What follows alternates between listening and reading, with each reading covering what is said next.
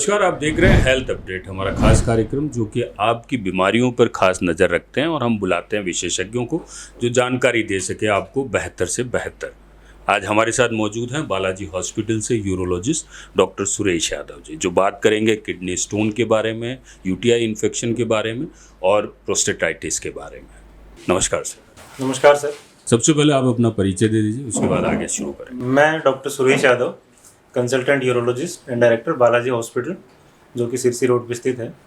मैं 2016 से एसएमएस से पास आउट हूँ। उसके बाद से तकरीबन 11 साल से बालाजी हॉस्पिटल के अंदर एज ए कंसल्टेंट यूरोलॉजिस्ट की तरह सेवाएं दे रहा हूँ। सबसे बड़ी बात है यूरोलॉजी को जिस तरीके से टर्म में सबसे पहले अगर कोई चीज़ आती है तो यूटीआई इन्फेक्शन से आदमी बहुत जल्दी ग्रसित होता है कि क्या है सबसे ज़्यादा यूटीआई इन्फेक्शन होता कैसे है, क्यों होता है?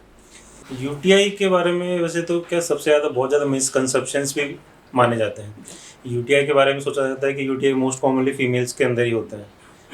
यूटीआई को सबसे ज़्यादा कोरिलेट करा जाता है फीमेल से, लेकिन ऐसा नहीं है। यूटीआई मेल्स फीमेल दोनों के अंदर ही होता है। फीमेल्स में थोड़ा सा ज़्यादा कॉमन होता है। यूटीआई का मतलब है कि यूरिनरी ट्रैक्ट इन्फेक्शन।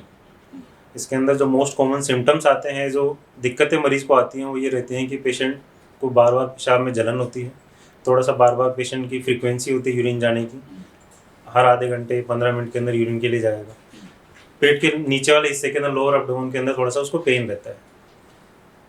ये ज़्यादातर सिम्टम्स जो पेशेंट के अंदर होते हैं। कई बार जब यूटीआई सीवियर हो जाता है तो उन केसेस में पेशेंट को कई बार फीवर वगैरह भी हो सकता है। अच्छा, यूटीआई इन्फेक्शंस के और प्रोस्टेट के सेम सिम्टम्स कभी कभी नज़र आते हैं। हाँ, प्रोस्टेट के अंदर सिम्टम्स यूटीआई जैसे आ सकते हैं, पर हमको उनसे थोड़ा सा डिफ्रेंशिएट करना पड़ता है।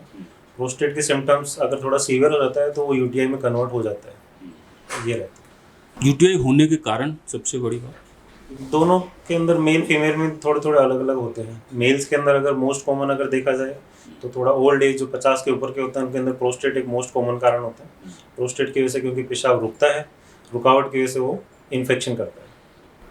और महिलाओं में होने का इन्फेक्शन के कारण फीमेल्स के अंदर मोस्ट कॉमनली यूटीआई ज़्यादा इसलिए रहता है क्योंकि फीमेल्स का जो यूरिनरी ट्रैक्ट है, यूरिथ्रा जो होती है, वो काफ़ी शॉर्ट होती है। इसकी वजह से उनके अंदर थोड़ा सा यूरिनरी इन्फेक्शन के चांसेस ज़्यादा रहते हैं। तो अक्सर ये देखा गया है यूटीआई को अगर देखा जाए तो ये जो सबब के एरियाज़ हैं या बाकी एरियाज़ हैं उनमें बहुत ज़्यादा दिखते हैं। मैं बॉम्बे में जब देख रहा था, पिछली बार हमने बात की थी, तो वहाँ की जो चाल के लोग हैं या जो नीचे के तबके के लोग हैं उनमें यूटीआई इन्फेक्शन बहुत ज़्यादा मिलता है। तो ये सब क्या गंदगी से भी और उससे हाइजीन को लेकर भी? एक तो पेशेंट्स जो थोड़ा सा सबर्ब्स में रहते हैं या जो रूरल एरिया में के अंदर रहते हैं, थोड़ा सा उनका डिहाइड्रेशन के चांसेस ज़्यादा रहते हैं। बॉडी के अंदर हाइड्रेशन कम रहेगा तो सबसे ज़्यादा चांसेस होता है यूरिनरी ट्रैक्ट इन्फेक्शन के, क्योंकि यूरिन थोड़ा कंसनट्रेट हो जाता है। प्रॉपर यूरिन के हाइजीन मेंटेन नहीं कर पाते हैं, थोड़ा सा गंदा अपना टॉयलेट है आपका, साफ़ सफाई नहीं रख रहे अपने लोकल प्राइवेट पार्ट्स वगैरह की, तो उसकी वजह से काफ़ी ज़्यादा यूरिनरी इन्फेक्शन होने के चांसेस ज़्यादा रहते हैं। एक देसी टर्म है कि जैसे आपको पेशाब में कुछ प्रॉब्लम है, लोग पेट में गर्मी बढ़ गई है, मतलब जिस तरीके से बात की जाती है, ये क्या टर्म है कि पेट में गर्मी बढ़ गई? पेट में गर्मी तो एक लोकल टर्म होगी, उसका ऐसा कुछ लेना देना उससे नहीं है। मतलब ये एक मिथ, पेट में गर्मी होने से यूरिनरी इन्फेक्शन हो जाए, ऐसा कुछ नहीं है। मतलब लोग उसके लिए फिर अलग से लोगों ने सबने अपने अपने टर्म्स बना रखे हैं, तो अपने अपने हिसाब से उसी हिसाब से करते हैं।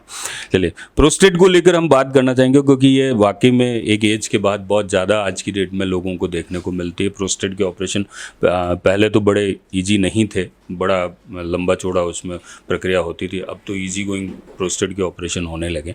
प्रोस्टेट को लेके भी लोगों के अंदर बहुत सारे मिथ है प्रोस्टेट्स को लेके, उसके पीछे बता दीजिए। प्रोस्टेट बेसिकली, प्रोस्टेट के सिम्टम्स मैं थोड़ा सा आपको बता देता हूँ, प्रोस्टेट के बारे में एक और बता देता हूँ।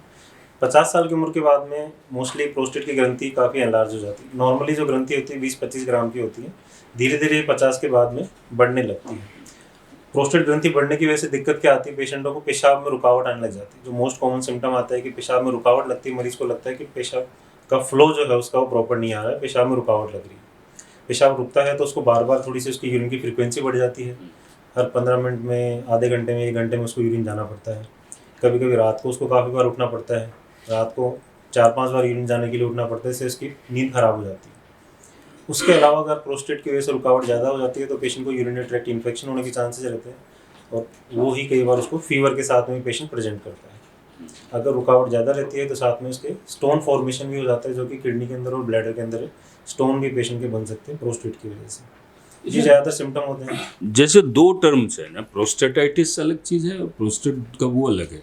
प्रोस्टेटाइटिस का मतलब होता है प्रोस्टेट का इन्फ्लामेशन या सूजन होना, प्रोस्टेट इन्फेक्शन हो जाना। प्रोस्टेटाइटिस कभी भी एज में हो सकता है, यंग पेशेंट के अंदर भी हो सकता है। यंग में भी हो सकता है। हाँ, जबकि जो प्रोस्टेट का एनलार्जमेंट होता है, इसको बीपीएच बोलते हैं नॉर्मल टर्म के अंदर, वो मोस्टली 50 से 55 साल के बाद में होता है। तो प्रोस्टेटाइटिस तो एक प्रोस्टेट का इन्फेक्शन या सूजन होगी, वो किसी भी एज में भी हो सकती है, यंग एज के अंदर भी हो सकती है, 20-25 साल के अंदर भी हो सकती है। बीपीएच जो होता है वो मोस्टली 50-55 साल के बाद में होता है। ये यंग एज में होने का कारण यूरिनरी ट्रैक्ट इन्फेक्शन अच्छा, जो होते हैं वो वो, हाँ, यूरिथ्रा के थ्रू जो पेशाब का इन्फेक्शन होता है उसी के वो कारण। प्रोस्टेट के अंदर जाके इन्फेक्शन कर देता है, तो प्रोस्टेटाइटिस हो जाता है। ये ज़्यादातर जो जिम कर रहे हैं लोग आजकल ना, वो जैसे प्रोटीन ले रहे हैं और भी चीज़ें ले रहे हैं, उससे भी उनको प्रोस्टेटाइटिस उससे प्रोस्टेटाइटिस थोड़ा, प्रोस्टेटाइटिस नहीं कहेंगे, उससे थोड़ा सा क्रिएटिन बढ़ता है तो किडनी डैमेज होने के चांसेस ज़्यादा रहते हैं। जो बाहर से एक्सेस प्रोटीन ले रहे हैं वो किडनी को डैमेज करते हैं, तो वो नहीं लेना चाहिए। अब जो आपने भी बीच में कहा कि किडनी में स्टोन हो सकता है, उसके कारण भी आपको जलन हो सकती है, उसके कारण किडनी का स्टोन होना, सबसे पहले तो किडनी को किस तरीके से देखा जाए, उसको संभाला जाए, उसके बाद अपन स्टोन पे बात कर लेंगे। सबसे पहले किडनी को स्वस्थ रखने के लिए क्या किया जाए? किडनी को स्वस्थ रखने के लिए सबसे ज़रूरी चीज़ है प्रॉपर हाइड्रेशन रहना बॉडी का। नॉर्मली कम से कम 3 से 4 लीटर पानी या 10 से 12 ग्लास, जिसको अपन नॉर्मल कह सकते हैं, कि दिन में अपने को कंज्यूम जरूर करना चाहिए। प्रॉपर हाइड्रेशन रहेगा किडनी का तो मिनरल्स डिपॉजिट नहीं होंगे, एक्सेस जो भी अपना वेस्ट प्रोडक्ट है वो किडनी में से निकलता रहेगा, वो सबसे ज़रूरी है। उसके अलावा कई सारी चीज़ें आती हैं कि आप एक्सेस सॉल्ट इनटेक ना करें। एक्सेस सॉल्ट इनटेक होगा तो स्टोन फॉर्मेशन को बढ़ाता ही है। या एक्सेस प्रोटीन अगर कोई लेता है मीट की फॉर्म में, एग्स की फॉर्म में, तो वो भी अवॉइड करनी चाहिए। हेल्दी किडनी के लिए एक नॉर्मल डाइट लेना, बैलेंस डाइट लेना ज़रूरी है, और प्रॉपर हाइड्रेशन रखना सबसे ज़रूरी यही है जी। किडनी में स्टोन सबसे ज़्यादा पेनफुल, और जब होता है तो पूरा हिला देता है वो, जान निकल जाती है, उससे कमर में दर्द, आपको पेट में दर्द, और सबसे ज़्यादा बात है कि किडनी के स्टोन से सबसे बड़ा इफेक्ट होता है कमर में दर्द, वो सबसे ज़्यादा लोगों को पेनफुल रहता है। इसके बारे में किडनी स्टोन का जो सबसे कॉमन पेन होता है बैक कैक, यहाँ पे जो साइड में कमर में दर्द रहता है, वो होता है। दूसरा सिम्टम कभी कभी यूरिन के अंदर ब्लीडिंग हो सकती है, या फिर पेशेंट को वॉमिटिंग के साथ में पेशेंट प्रेजेंट करता है। पेन जो रहता है ज़्यादातर पीछे से कमर से लेकर आगे की तरफ आता है, और निचले हिस्से में भी दर्द करता है साथ में। वो क्यों होता है? क्योंकि किडनी के स्टोन जो होते हैं किडनी में रुकावट करते हैं, या जो किडनी से जो पाइप आती है यूरेटर, उसके अंदर अगर फंस जाता है स्टोन, तो वो किडनी के अंदर सूजन कर देता है। सूजन करने की वजह से पेशेंट को पेन होता है और वॉमिटिंग होती है, और साथ में अगर वो किडनी की म्यूकोजा को इंजरी करता है तो साथ में ब्लड भी आता है, जो कि यूरिन के अंदर ब्लड के साथ में पेशेंट प्रेजेंट करता है। ज़्यादा टाइम स्टोन रहने से कैंसर हो सकता है किडनी में? कैंसर हो सकता है, कम चांसेस है, लेकिन किडनी डैमेज, हाँ, किडनी डैमेज होने के चांसेस ज़्यादा हैं। अगर स्टोन का कुछ ट्रीटमेंट ना लिया जाए, उसको ऑपरेट ना कराया जाए, नहीं निकलवाया जाए। ईजी है ट्रीटमेंट? स्टोन्स का ट्रीटमेंट काफ़ी इजी है, लेकिन पेशेंट काफ़ी उसको नेग्लेक्ट कर देते हैं, तो कई बार दिक्कत हो जाती है। तो वो बड़े इजीली इससे दूरबीन से हाँ, इससे हो जाता काफ़ी सारे प्रोसेस हैं स्टोन के ट्रीटमेंट के। मोस्ट कॉमन जैसे किडनी स्टोन का ट्रीटमेंट का जो पीसीएमएल प्रोसीजर होता है, कमर में एक दूरबीन डाल के स्टोन को तोड़ के उसको निकाल देते हैं। उसके अलावा आजकल बहुत भी रिसेंट एडवांसेस चीज़ें आ गई हैं, लेज़र आ गई है, ASWL है, जिनके अंदर आपको पेशेंट का कोई भी चीरा नहीं लगाना, पेशाब के रास्ते से किडनी स्टोन को अपन इजीली निकाल सकते हैं। इजी ट्रीटमेंट है, अच्छे एडवांस ट्रीटमेंट है, लेकिन पेशेंट की अवेयरनेस होना ज़रूरी है। पेशेंट को पता होना चाहिए कि ट्रीटमेंट है। अगर इस बीमारी का इलाज हम स्टोन का ट्रीटमेंट नहीं करवाएंगे तो हमारी किडनी भी ख़राब हो सकती है। एक और मिथ है कि जो का पानी पीने से किडनी निकल जाती है, उसका दूसरा वाइस वर्सा बियर मान लेते हैं लोग। क्या? ये बहुत बड़ा मिथ है। पेशेंट मोस्ट कॉमनली आते हैं कि छोटा स्टोन है, वैसे ही निकल जाएगा, बियर पी लें तो, लेकिन ये मिसकंसेप्शन है। बियर क्या करती है बेसिकली, एज अ डायरेटिक तो काम करती है कि यूरिन तो बढ़ाएगी, लेकिन एक्चुअली बियर बॉडी के अंदर डिहाइड्रेशन करती है, तो वो और उल्टा असर करेगी और ज़्यादा स्टोन फॉर्मेशन करेगी। अगर आप नहीं, लोगों का ये मिथ है कि उससे फ्लो से यूरिन तो होता आप है, इसलिए डायरेक्ट पानी पी लो, वो ज़्यादा बेटर है। फ्लो से यूरिन होता है इसलिए निकल जाएगा, ऐसा कुछ नहीं। उससे कुछ नहीं निकल सकता। स्टोन अगर छोटा स्टोन है, मोस्टली क्या 5 mm तक के जो स्टोन होते हैं वो अपने आप निकल जाते हैं बॉडी के अंदर, उसके लिए आपको कुछ भी नहीं करना। 70 to 80% चांसेस होते हैं कि 5 mm से कम का स्टोन निकल जाएगा, अगर कोई रुकावट नहीं हुई तो। 6 to 7 या 6 to 8 mm तक के 60% चांसेस हैं कि निकल जाएगा। उससे बड़े स्टोन हैं तो आपको ऑपरेट कराना ही चाहिए। मोस्टली उनके चांसेस बहुत ही कम होते हैं। सबसे बड़ी बात खाने पीने को लेकर भी होता है कि स्टोन को लेकर अगर बात करें, स्टोन फॉर्मेशन का खाने पीने का रिलेशन काफ़ी है। उसके लिए अपने को थोड़ा सा ऑक्सलेट वाली चीज़ें, क्योंकि मोस्ट कॉमन जो स्टोन बनते हैं वो कैल्शियम ऑक्सलेट के बनते हैं। 3-4 तरीके के स्टोन होते हैं, कैल्शियम ऑक्सलेट का है, सिस्टीन के होते हैं, स्ट्रूवाइट होते हैं, लेकिन मोस्ट कॉमन जो स्टोन बनता है कैल्शियम और ऑक्सलेट का बनता है। उसके लिए अपने को थोड़ा सा ध्यान रखना पड़ता है कि एक्सेस जिनमें ऑक्सलेट होता है वो चीज़ें ना खाएं। जैसे कि पालक हो गया जिनमें थोड़ा सा ज़्यादा ऑक्सलेट है, गोभी हो गई, या कुछ चॉकलेट्स वगैरह होते हैं जिनमें ऑक्सलेट ज़्यादा। एक्सेसिव ऑक्सलेट का कंजप्शन नहीं करना चाहिए, लेकिन एक्सेस कैल्शियम भी नहीं खाना चाहिए, लेकिन एक बैलेंस डाइट होनी चाहिए। बिल्कुल बंद भी नहीं करना और एक्सेस में भी नहीं लेना। उसके अलावा सॉल्ट इंटेक का बहुत फ़र्क पड़ता है। एक्सेसिव जो सॉल्ट इंटेक करते हैं उनसे भी स्टोन फॉर्मेशन के चांसेस काफ़ी ज़्यादा है। एक्सेसिव प्रोटीन इंटेक जो करते हैं मीट की फॉर्म में, उनके अंदर भी स्टोन फॉर्मेशन के चांसेस काफ़ी ज़्यादा होते हैं। अभी थोड़े दिन पहले एक अखबार में खबर पढ़ रहे थे, एक लेडी के 12 स्टोन निकाले गए गॉल ब्लैडर से या कहीं से भी। तो ये इतने सारे 12 स्टोन एक साथ, तो कैसे, मतलब इतनी सारी फॉर्मेशन एक साथ होना? स्टोन फॉर्मेशन एक बार पेशेंट अगर निगलेक्ट करता रहता है तो वो धीरे धीरे बढ़ता रहता है। शुरू में तो उसको पेन होता है, लेकिन बाद में अगर पेशेंट कुछ ऑपरेट या कुछ ट्रीटमेंट नहीं लेता तो बढ़ता रहता है स्टोन। पेशेंट को पता नहीं चलता। पेन करना, बॉडी थोड़ा रिस्पॉन्ड करना धीरे धीरे कम कर देती है, तो पेशेंट काम चलाता रहता है, मेडिसिन लेता रहता है पेन किलर वगैरह, इसलिए काफ़ी बड़े स्टोन बन जाते हैं।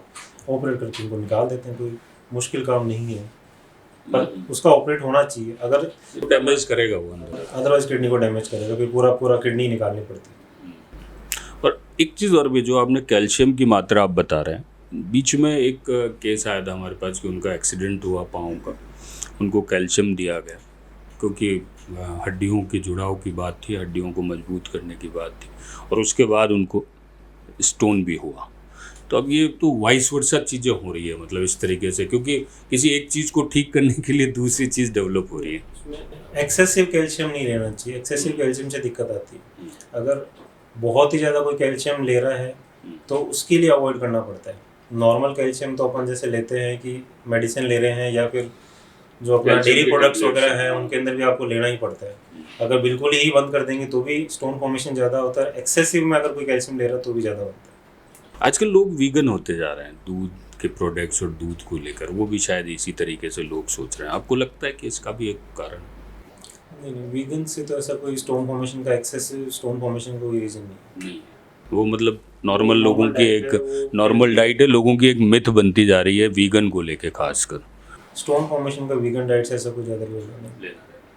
तो थे डॉक्टर सुरेश यादव जी, जो हमको बता रहे थे कि किस तरीके से आप किडनी की जो बीमारियां हैं उससे कैसे बच सकते हैं।